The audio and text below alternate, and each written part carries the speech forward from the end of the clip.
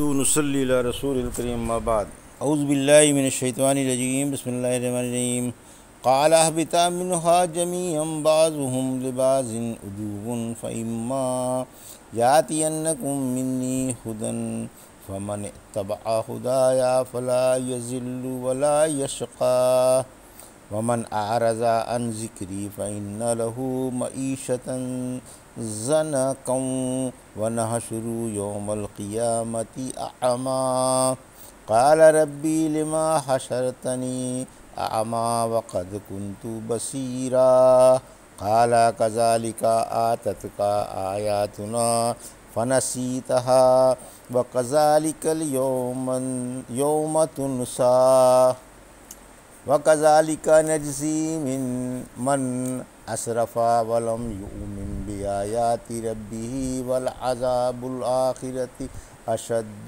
وَأَبْقَى۔ ابھی آپ نے سورہ طٰہٰ کی آیت 123 سے 127 کی تلاوت سماعت فرمائی۔ ان آیتوں کا ترجمہ اور تفسیر اس طرح ہے: قال اهبطا منها جميعا بعضكم لبعض عدو فإما يأتينكم مني هدى فمن اتبع هدايا فلا يضل ولا يشقى۔ آیت 123۔ ومن أعرض عن ذكري فإن له معيشة ضنكا ونحشره يوم القيامة أعمى۔ آیت 124۔ قال ربی لما حشرتنی اعمی وقد کنت بصیرا۔ آیت 125۔ قال کذالک آتتک آیاتنا فنسیتها وکذالک اليوم تنسی۔ آیت 126۔ ترجمہ: فرمایا دونوں ایک ساتھ جنت سے اترو، تم میں سے ایک دوسرے کا دشمن ہوگا، پھر اگر تمہارے پاس میری ہدایت آ جائے تو جو کوئی میری ہدایت کی پیروی کرے گا وہ نہ گمراہ ہوگا اور نہ مشقت اٹھائے گا، اور جو میرے ذکر سے منہ موڑ لے گا یقیناً اس کی زندگی تنگ رہے گی، اور ہم اسے قیامت کے دن اندھا اٹھائیں گے۔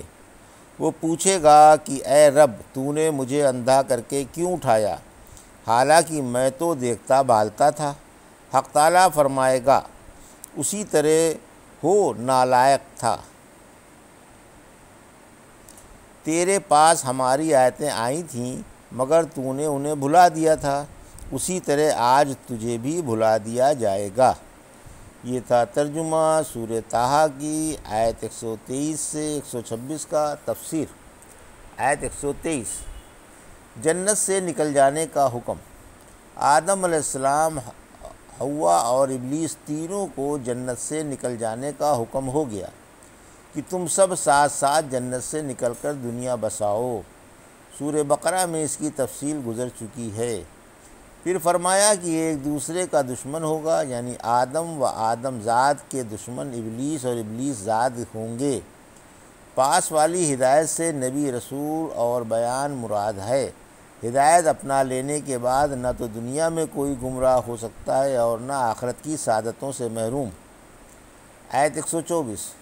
نافرمانوں کے لیے دونوں جہانوں میں تنگی ہے، یعنی جس نے میری مخالفت کی، میں نے اپنے رسولوں پر جو کتابیں اتاریں ان سے منہ پھیرا اور ان کی پرواہ نہیں کی اور دوسروں سے ہدایت ڈھونڈی، اس کی دنیوی زندگی تنگ رہے گی، نہ اسے سکون قلب نصیب ہوگا اور نہ شرح صدر، بلکہ اس کا سینہ گمراہی کی وجہ سے تنگ و بند ہو جائے گا، گو وہ ظاہری عیش و آرام میں ہو۔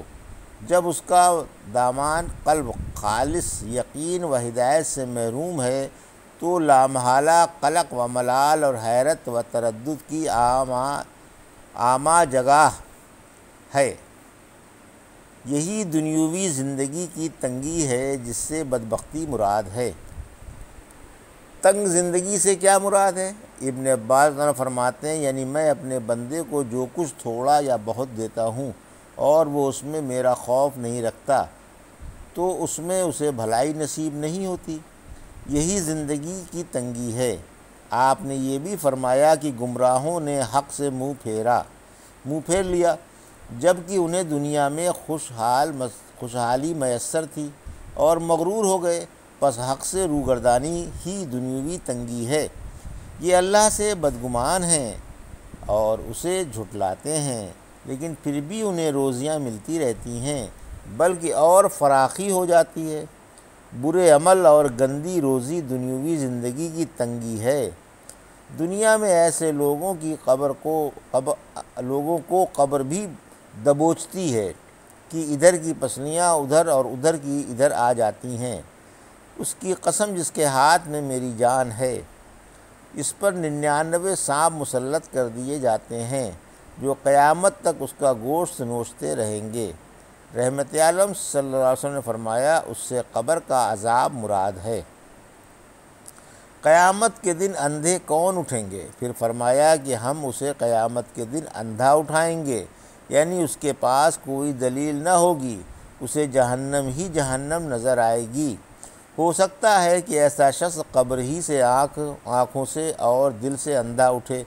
چنانچہ فرمایا سورہ اسراء کی آیت 97 میں، ہم انہیں قیامت کے دن منہ کے بل اندھا، گونگا اور بہرا اٹھائیں گے، ان کا ٹھکانہ جہنم ہے۔ آیت 125۔ اسی وجہ سے یہ عرض کرے گا کہ میں دنیا میں تو دیکھتا بھالتا تھا، نابینا نہ تھا، اے رب آج تو نے مجھے نابینا بنا کر کیوں اٹھایا؟ آیت 126۔ یعنی جب تو نے اللہ کی آیتوں سے اعراض کیا اور اس جیسا معاملہ کیا جس کے پاس آیتیں پہنچ گئی تھیں، مگر اس نے انہیں یاد نہیں کیا تھا، بھلا دیا تھا، ان سے منہ پھیر لیا تھا اور غفلت برتی تھی، آج ہم بھی تجھ سے وہی معاملہ کریں گے جو بھولنے والے سے کیا کرتے ہیں، اور تجھے بھول جائیں گے، کیونکہ جزا جنس عمل سے ملتی ہے۔ قرآن بھولنے کی سخت وعید آئی ہے۔ قرآن کے معنی سمجھتے ہوئے اور اس کے احکام پر عمل کرتے ہوئے اگر کسی کے ذہن و حافظے سے اس کے الفاظ نکل جائیں تو وہ اس وعید میں شامل نہیں ہے، اگرچہ دوسری جانب سے اس پر وعید آتی ہے، کیونکہ حدیث میں قرآن کو بھول جانے کی سخت ممانعت اور شدید وعید آئی ہے۔ فرمایا جو شخص قرآن پڑھ کر اسے بھول جائے وہ قیامت کے دن اللہ سے کوڑھ کی حالت میں ملے گا۔ وَكَذَلِكَ نَجْزِي مَنْ أَسْرَفَ وَلَمْ يُؤْمِنْ بِآيَاتِ رَبِّهِ وَالْعَذَابُ الْآخِرَةِ أَشَدُّ وَأَبْقَىٰ۔ آیت 127۔ ترجمہ: اور اسی طرح ہم اسے بدلہ دیں گے جو حد سے بڑھ جائے اور اپنے رب کی آیتوں پر ایمان نہ لائے، اور واقعی آخرت کا عذاب بڑا سخت اور انتہائی پائیدار ہے۔ یہ تھا ترجمہ آیت 127 کا۔ تفسیر: مسرفوں پر سخت عذاب ہے، یعنی ہم دنیا اور آخرت میں اسی طرح آیات الہیہ جھٹلانے والوں اور حد سے آگے بڑھنے والوں کو بدلہ دیتے ہیں۔ سورہ رعد کی آیت 34 میں فرمایا دنیوی زندگی میں بھی ان کے لیے عذاب ہے، اور آخرت کا عذاب تو بڑا ہی تکلیف دہ ہے، اور انہیں اللہ تعالیٰ سے کوئی بچانے والا نہیں۔ یعنی آخرت کا عذاب دنیوی عذاب سے بے حد اذیت رساں اور دردناک ہے اور ہمیشہ رہنے والا ہے۔ اسی وجہ سے اللہ کے رسول صلی اللہ علیہ وسلم نے لعن کرنے والوں سے فرمایا تھا، یقین مانو دنیا کا عذاب آخرت کے عذاب سے بہت ہی ہلکا ہے، سوچ سمجھ کر قسمیں کھاؤ۔